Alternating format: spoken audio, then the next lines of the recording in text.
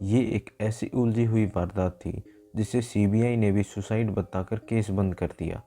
Crime कथा में इस बार आपके लिए पेश है ऐसी कहानी जो आपके रोंगटे खड़े कर देगी। ये कहानी है शिल्पी गौतम की। हेलो गाइस, आपका हमारे चैनल में स्वागत है। आज हम देखेंगे शिल्पी गौतम का मर्डर केस। क्या थी इसके पीछे पूरी घटना। ये बात 1999 की है। बिहार की राजधानी पटना में रहती थी शिल्पी जैन, जो बहुत ही खूबसूरत और स्टाइलिश थी। वो मिस पटना भी थी। वो एक दिन रिक्शा में बैठकर अपने इंस्टीट्यूट जा रही थी। तभी उसके बॉयफ्रेंड गौतम सिंह का एक दोस्त उससे रास्ते में मिल गया। उसने शिल्पी को इंस्टीट्यूट छोड़ देने की बात बोली। क्योंकि शिल्पी उस लड़के को जानती थी तो इसलिए वो उसके साथ गाड़ी में बैठ गई। लेकिन वो लड़का शिल्पी को इंस्टीट्यूट ले जाने की बजाय पटना के बाहरी इलाके में ले गया। वो लड़का उसको वाल्मी गेस्ट हाउस लेकर गया था। जब शिल्पी ने उस लड़की से वहां जाने की वजह पूछी तो उसने कहा कि गौतम भी वहीं पर मौजूद है।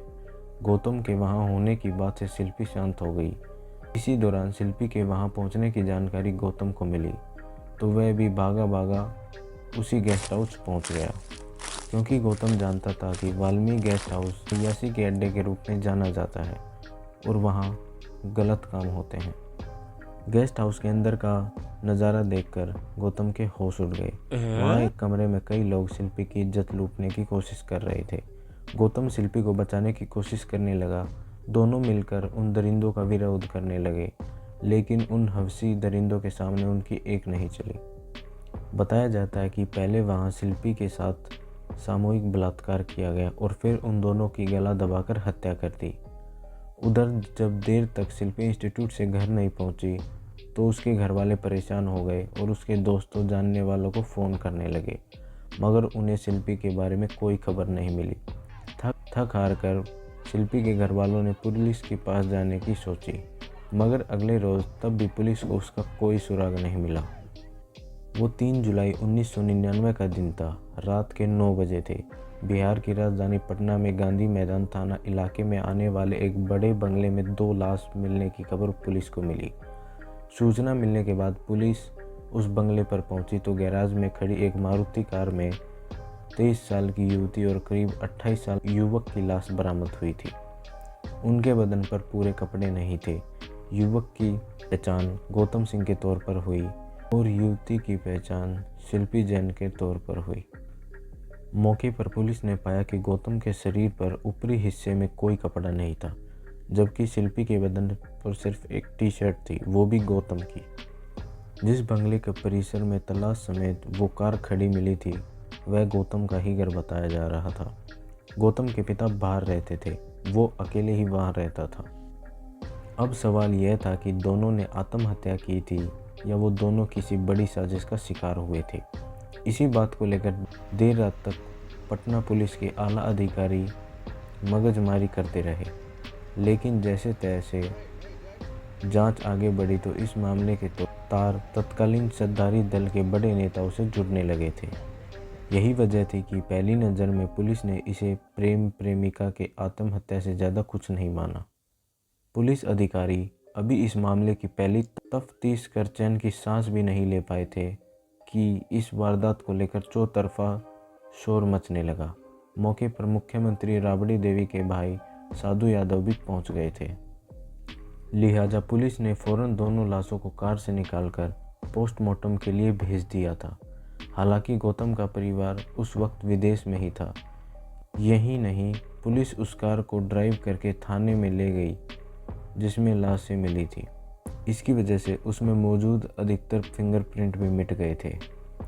पुलिस इस मामले में इतनी तेज़ी दिखा रही थी कि बिना पोस्टमार्टम रिपोर्ट और फोरेंसिक जांच के ही उनसे इस वारदात को खुदकुशी का मामला करार कर दिया था।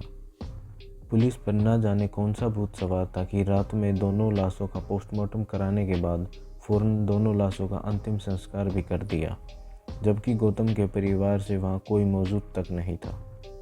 लाशें और अधिकतर सबूत पुलिस ने खुद ही ख़त्म कर दिए थे, लेकिन जब शिल्पी और गौतम की पोस्टमार्टम और फोरेंसिक रिपोर्ट सामने आई तो इस मामले से जुड़ी सभी पुलिस वालों के होश उड़ गए, क्योंकि उन दोनों की पोस्टमार्टम रिपोर्ट उनके साथ की गई दरिंदगी की गवाही दे रही थी और पुलिस के तमाम दावों को झुठला रही थी। रिपोर्ट से खुलासा हुआ कि शिल्पी जैन के साथ सामूहिक बलात्कार किया गया था।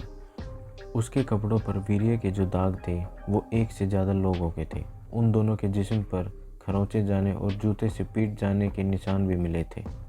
पोस्टमार्टम रिपोर्ट बाहर आने से इस मामले ने तेज़ी पकड़ ली। अखबारों में इस मामले से जुड़ी खबरें सुर्खियों में थी। अब इस वारदात के पीछे सीधे सीधे मुख्यमंत्री के भाई साधु यादव का नाम आने लगा था। यही वजह थी कि पुलिस इस मामले को आत्महत्या बताकर पहले दिन से ही दबाने में जुटी हुई थी। साधु यादव के नाम को लेकर विपक्षी ने सीएम राबड़ी देवी पर धावा बोल दिया था। सदन में उन्हें घेरने की तैयारी चल रही थी। इस केस में साधु यादव के साथ 2 सांसदों और कुछ विधायकों के नाम भी चर्चा में आ गए थे। लिहाजा इस मामले को लेकर विपक्ष के नेता धरना प्रदर्शन करने लगे थे। पूरे राज्य में इस घटना को लेकर बातें हो रही थी। मामला बढ़ता देख प्रदेश की राबड़ी देवी की सरकार ने अंत में 2 महीने बाद इस मामले की जांच सीबीआई को सौंप देने का आदेश दिया। सीबीआई ने जांच शुरू कर दी थी। इसी दौरान सीबीआई ने सीएम के दबंग भाई साधु यादव के डीएनए के लिए ब्लड सैंपल की मांग की थी, लेकिन साधु यादव ने सैंपल देने से मना कर दिया। लेकिन 4 साल तक चली सीबीआई जांच का नतीजा नहीं निकला। उस वक्त सीबीआई ने एक तत्कालीन सांसद से कई दफ़ा पूछताछ की, लेकिन कोई सबूत हाथ नहीं लगा। इसके बाद सीबीआई ने आखिरकार 1 अगस्त 2003 को अपनी फाइनल रिपोर्ट कोर्ट में पेश की और इसे खुदकुशी का केस बताकर बंद कर दिया।